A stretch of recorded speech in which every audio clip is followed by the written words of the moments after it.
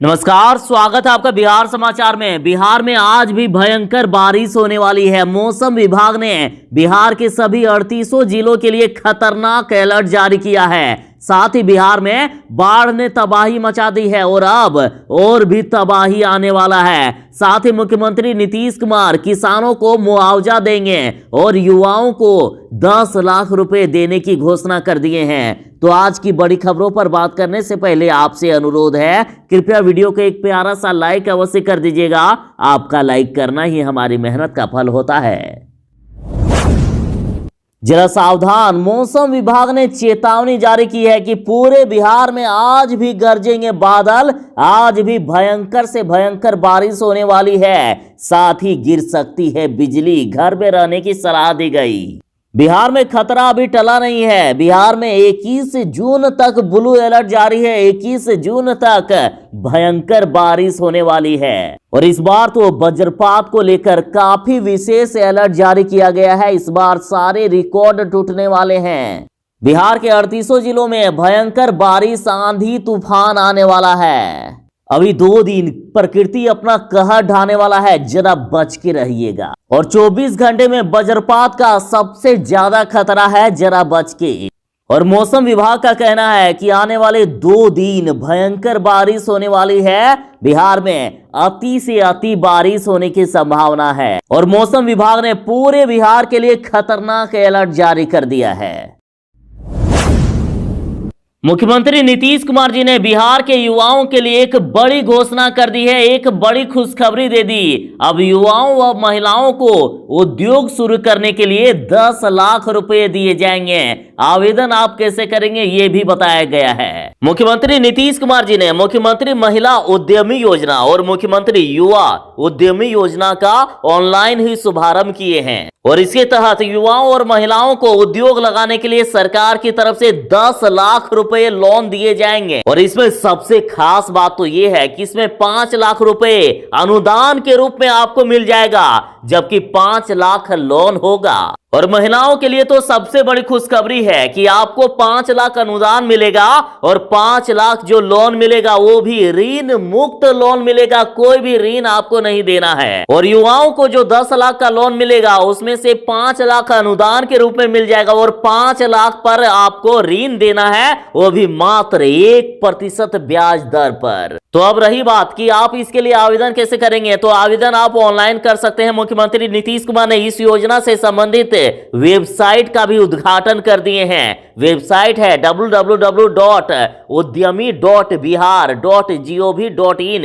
इस पर जाकर आपको आवेदन करना होगा।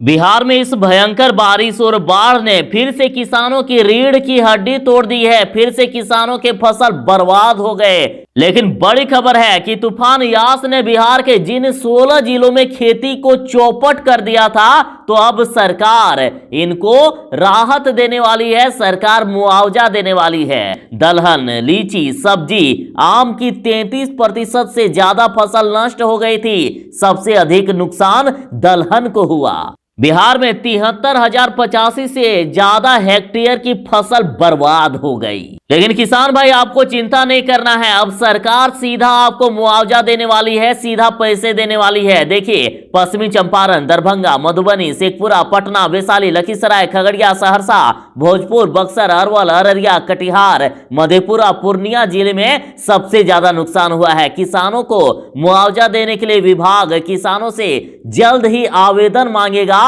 आवेदन मिलने के बाद सभी जिलों में भौतिक सत्यापन किया जाएगा और आपको मुआवजा दिया जाएगा। और इस बार भी भयंकर बारिश और बाढ़ से किसानों की फसल बर्बाद हो रही है, तो इस बार भी किसानों को मुआवजा मिल सकता है।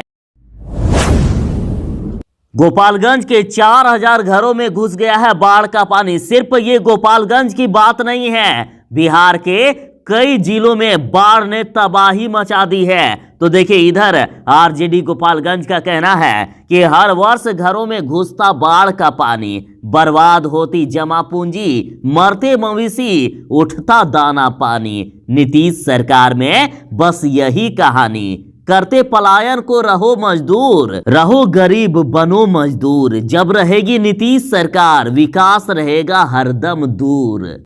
आप गोपालगंज की इन भयानक तस्वीरों को देखिए। देखिए, कहा जा रहा है कि बाढ़ आती नहीं बल्कि सरकार के द्वारा लाया जाता है। राजद ने रिट्वीट किया है जिसमें से जिहान अली लड्डू लिखते हैं कि बिहार गोपालगंज में पहली ही बारिश में लोगों को अपने घर बार छोड़ करके सुरक्षित स्थान पर जाना पड़ रहा है। सरकार और प्रशासन दोनों जानते हैं कि हर साल बाढ़ आता है, लेकिन अफसोस बाढ़ आता नहीं, बुलाया जाता है ताकि अधिकारियों और नेताओं के जेब भरे जा सके।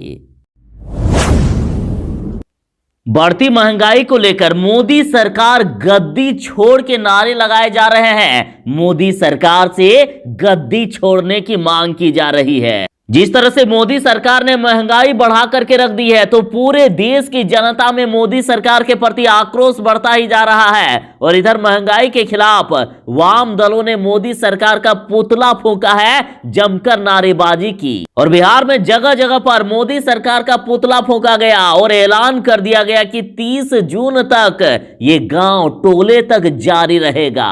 साथ ही भाकपा माले ने मांग की है कि सरकार आवश्यक वस्तुओं व दवाओं के मूल्य को नियंत्रित करे और कोरोना लॉकडाउन की मार झेल रहे गरीबों को 7500 रुपया मासिक गुजारा भत्ता दिया जाए, यानी 7500 प्रति महीने गरीबों को दिया जाए। और साथ ही चावल, गेहूं, दाल, तेल, चाय, चीनी, मसाले 6 महीने तक दे। और साथ ही कहा गया कि मोदी सरकार गरीबों को लूट रही है। देख लीजिए, कहा गया कि जब 2008 में कच्चे तेल की कीमत अंतर्राष्ट्रीय बाजार में $147 बैरल थी, तो हमारे देश में सिर्फ 45 रुपया प्रति लीटर के दाम में बिकता था।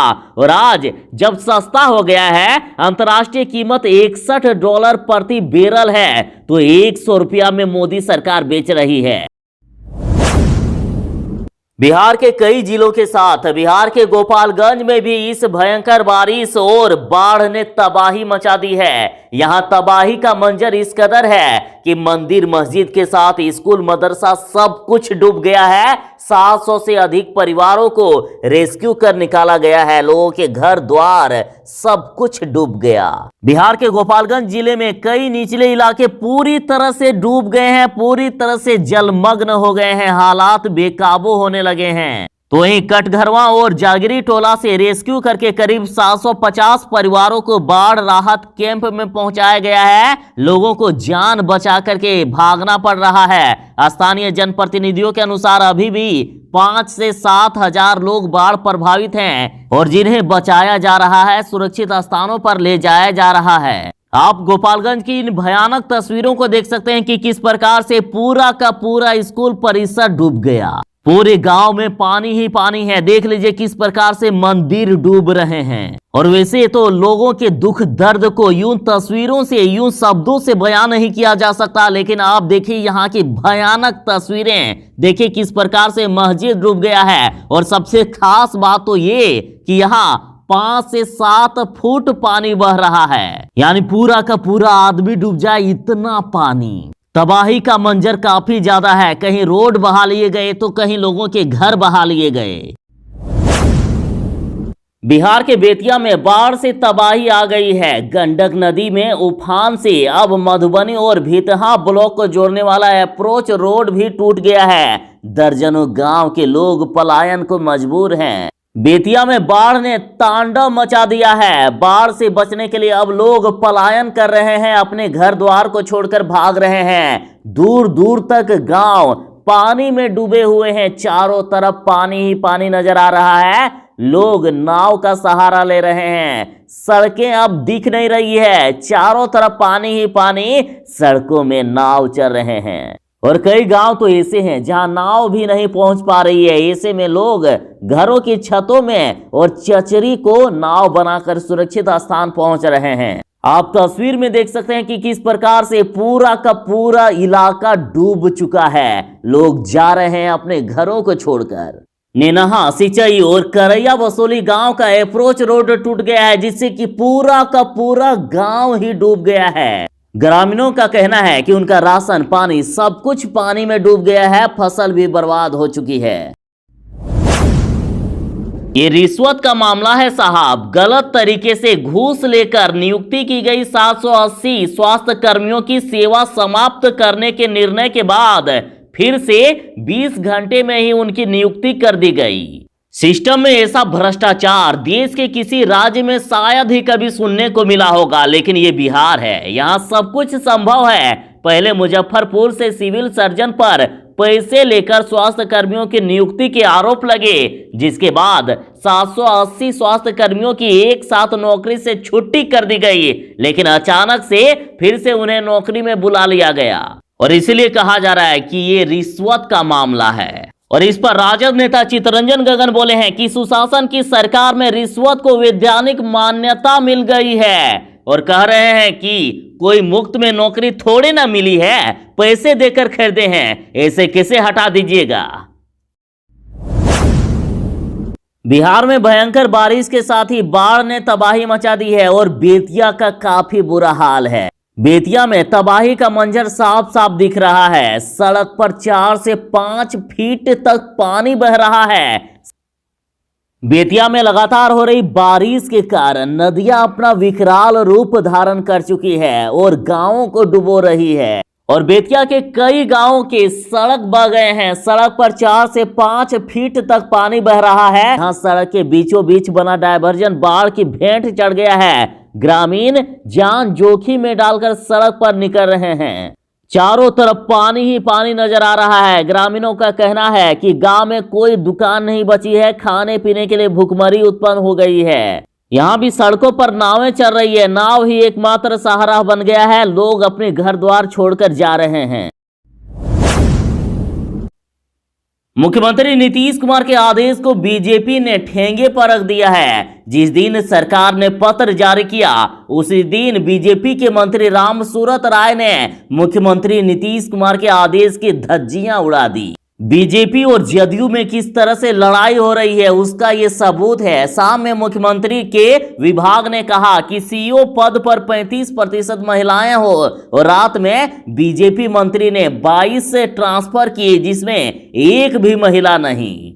अब बीजेपी और जदयू में पावर वार देखा गया। बिहार में बीजेपी और जदयू के बीच तकरार एक बार फिर से सामने आ गई। अब तो सीधा मुख्यमंत्री नीतीश कुमार से लड़ाई हो रही है। मुख्यमंत्री नीतीश कुमार के सामान्य प्रशासन विभाग ने राजस्व व भूमि सुधार विभाग को अंचलाधिकारी सीईओ पद पर पदस्थापन में महिलाओं के लिए 35% सीट रखने का आदेश दिया और इस आदेश को बीजेपी ने ठेंगे पर रख दिया है। बीजेपी नेता ने 22 सीईओ का ट्रांसफर किए मुख्यमंत्री के आदेश की धज्जियां उड़ा दी।